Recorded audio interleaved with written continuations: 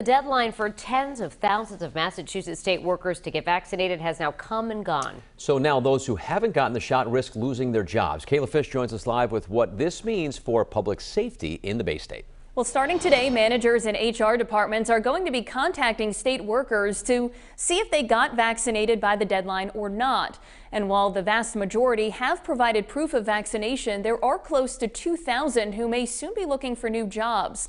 Now, this mandate, announced by Governor Baker back in August, affects more than 42,000 state workers, including state police and prison guards. The governor's office says more than 40,000 people have submitted proof of vaccination or applied for an exemption. But as for Massachusetts State Police, an agency already short-staffed, the union says about 300 members remained unvaccinated, accounting for 15% of the workforce. The governor has activated 250 National Guard troops to help offset potential staffing shortages at state prisons. The Corrections Officers Union says more than 1,500 people, about half of the corrections officers, had not yet provided proof of vaccination.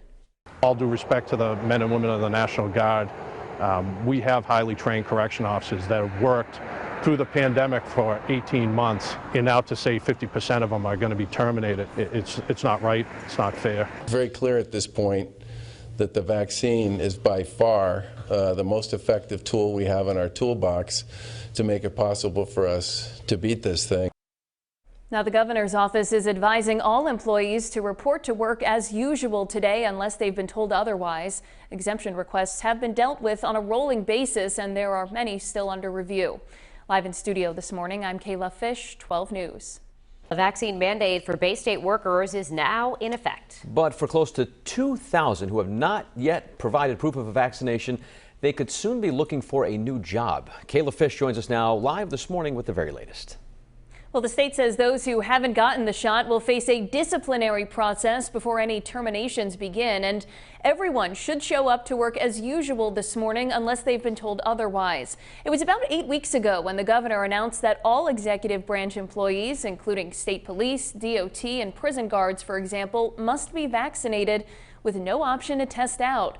The deadline to comply with the mandate was yesterday, and while more than 40,000 have submitted the required form or applied for an exemption, there are still about 1,900 employees who haven't provided proof of vaccination yet.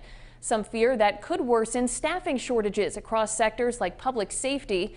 According to the State Police Association, more than 150 state police employees have either quit or submitted paperwork saying they intend to do so. While some are applauding the governor's executive order, it's also receiving criticism.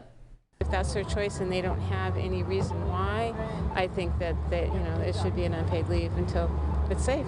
I agree with the vaccination policy. This is too bad that some people have other views, and I respect that, but I don't agree with it. I'm vaccinated. It doesn't mean I don't believe in vaccinations, but I think a person has the right to choose. This is America.